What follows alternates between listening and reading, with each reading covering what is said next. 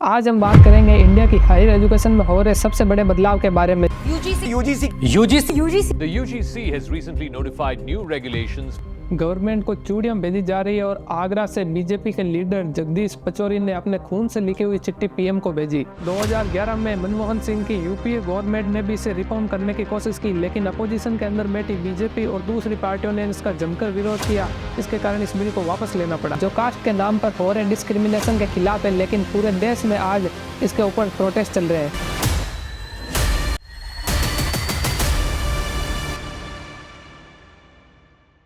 Hello everyone, my name is Mahesh and you are watching the divergence. पिछले कुछ दिनों से सोशल मीडिया पर यूजीसी बिल 2025 बहुत ही ज़्यादा ट्रेंडिंग कर रहा है।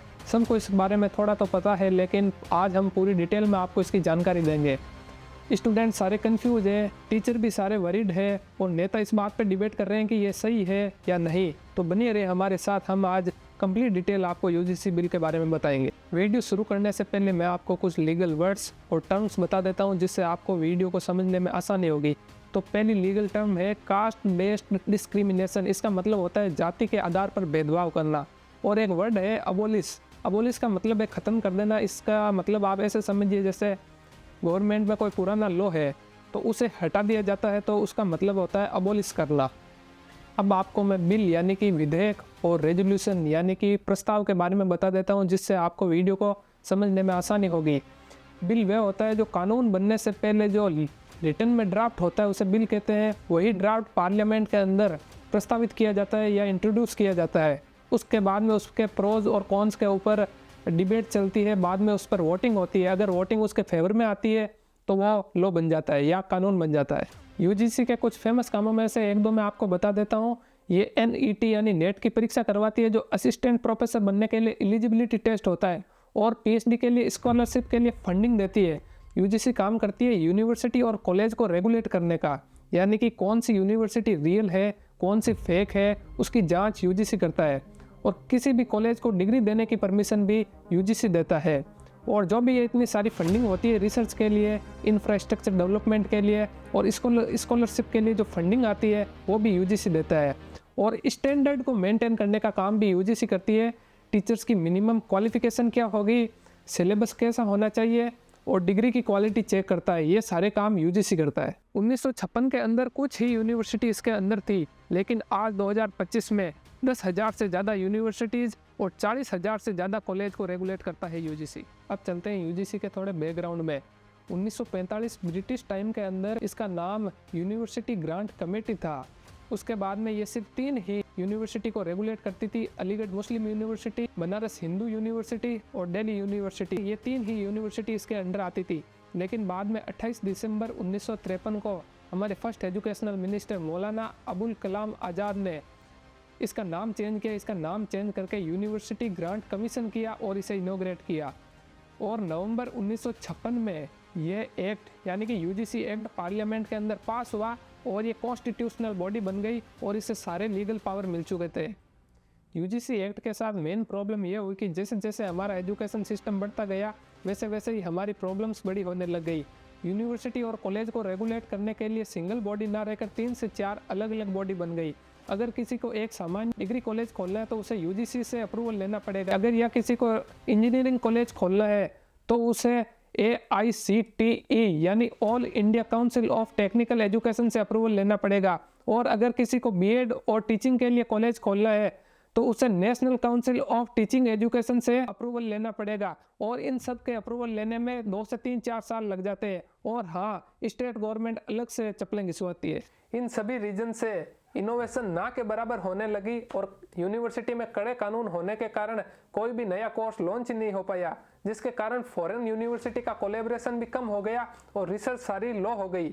एक्सपर्ट ये कहने लगे कि एक ही रेगुलेटर होना चाहिए, यानी कि सिंगल विंडो सिस्टम, और टेक्नोलॉजी का यूज ज़्यादा से ज़्यादा होना चाहिए, यानी कि ऑनलाइन अप्रूवल पर जोर दिया गया फिजिकल अप्रूवल की जगह।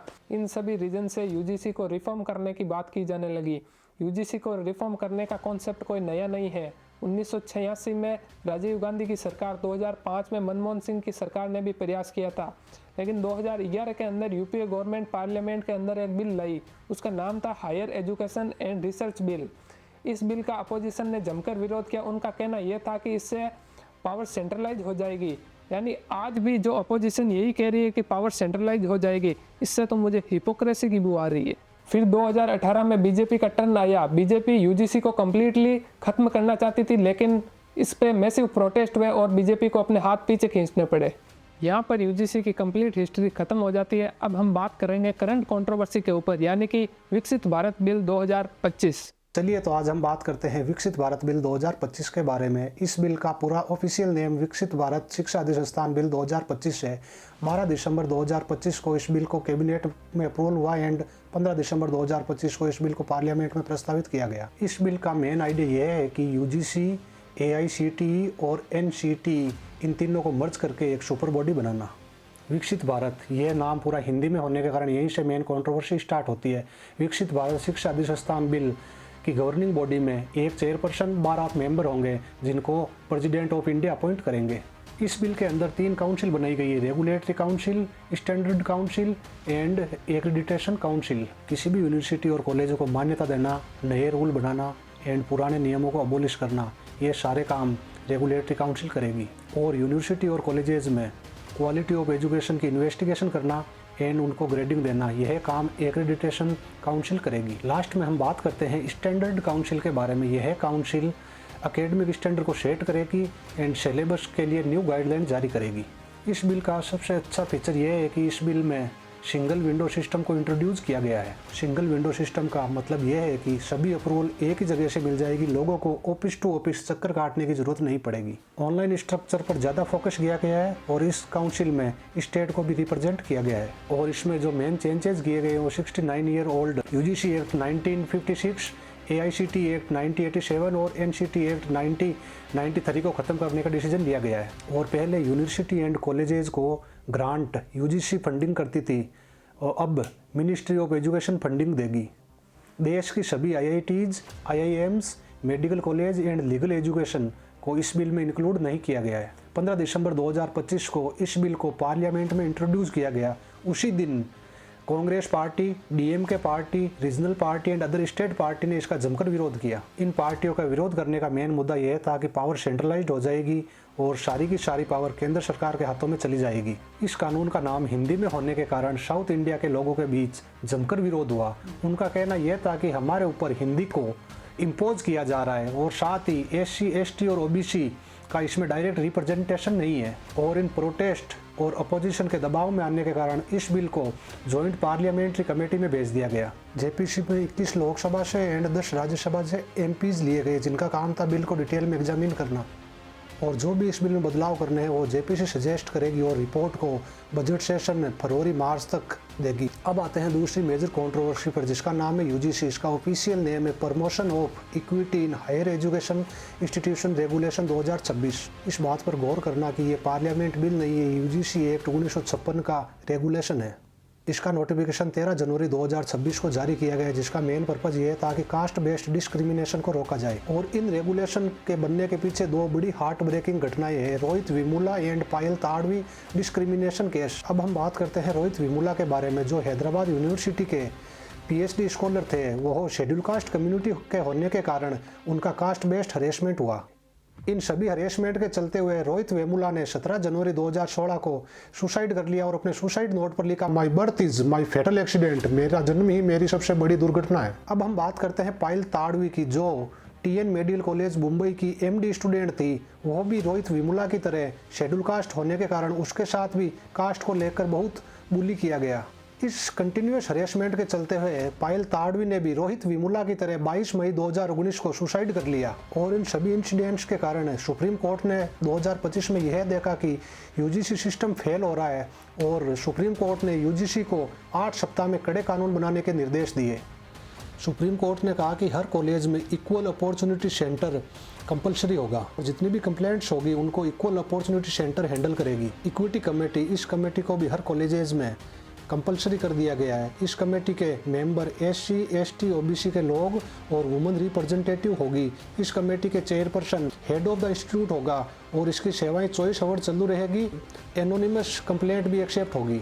कंप्लेंट आने के 24 घंटे के अंदर अंदर एक्शन लिया जाएगा और 15 दिन में इन्वेस्टिगेशन पूरी हो जाएगी और इन सभी रूल्स को तोड़ने वाले स्टूडेंट को टर्मिनेट कर दिया जाएगा एंड उनके खिलाफ FIR दर्ज होगी और उनकी डिग्री को होल्ड कर दिया जाएगा। इन सभी रेगुलेशन के चलते हुए जनवरी 2026 में सभी जगह प्रोटेस्ट स्टार्ट हो गए। प्रोटेस्ट होने का मेन कारण यह था कि कास्ट डिस्क्रिमिनेशन की डेफिनेशन को सही से नहीं बताया गया है। इसकी परिभाषा में यह बताया गया है कि जाति के आधार पर भेदभाव, इसमें SC ST OBC के भेदभाव को बताया गया है। इसमें जनरल कैटेगरी के स्टूडेंट को शामिल नहीं करने के कारण जनरल कैटेगरी के स्टूडेंट ने इसका जमकर विरोध किया।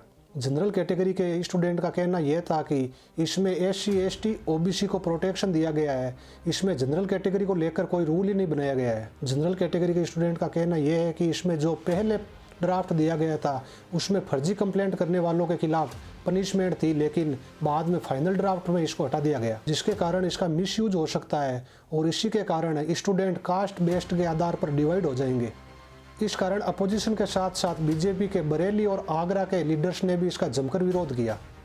विरोधकर्ताओं ने खून से लिखे लेटर्स और चूड़ियाँ PM को भेजे गए और सेंट्रल गवर्नमेंट की खुद की पार्टी भी इसका जमकर विरोध कर रही है। मैं आपको बताता हूँ इसका फ्यूचर इम्पैक्ट क्या होगा। अगले 2-3 महीने तक JPC इसका एग्जामिन करेगी, उसके बाद पब्लिक हियरिंग होगी और ये पॉसिबल है कि इसमें करेक्शन होंगे और स्टेट रिप्रेजेंटेशन बढ़ेगा और इस बिल का नाम चेंज होगा। इक्विटी रेगुलेशन जो ऑलरेडी इम्प्लीमेंटेड है, इसकी हियरिंग सुप्रीम कोर्ट में चल रही है और इसमें पॉसिबल है कि इसमें मॉडिफिकेशन होगा, इसकी डेफिनेशन का सुधार होगा और जाली कंप्लेंट्स को जोड़ा जाएगा। लॉन्ग टर्म में अगर ये सक्सेसफुल रहा तो fast process, better quality, single window approval और करप्शन खत्म हो जाएगा, जिससे कैंपस में डिस्क्रिमिनेशन खत्म होगा और स्टूडेंट्स के अंदर सपोर्ट सिस्टम बढ़ेगा। और एक बात पर गौर करना जरूरी है कि सेंटर और स्टेट को बराबर राइट्स मिले। हमारा ऑनेस्ट ओपिनियन ये है कि करंट सिस्टम में प्रॉब्लम रियल है, डिस्क्रिमिनेशन रोकना भी जरूरी है और टेक्नोलॉजी मर्ज करना भी जरूरी है। मेरा फाइनल मैसेज यही है कि एजुकेशन ही इंडिया का फ्यूचर है और हमें सबको साथ लेकर ही चलना चाहिए और एक ऐसा रूल बनाना चाहिए कि कोई भी स्टूडेंट अपने आप को किसी से अलग ना समझे। तो दोस्तों, ये थी UGC की कंप्लीट डिटेल। इस बारे में आपका ओपिनियन क्या है? विकसित भारत बिल क्या सही है, क्या गलत, और क्या जनरल कैटेगरी को भी प्रोटेक्शन मिलना चाहिए? अगर हाँ तो हमारे कमेंट बॉक्स में अपना जवाब लिखिए और thank you for watching our channel. Thank you and जय हिंद।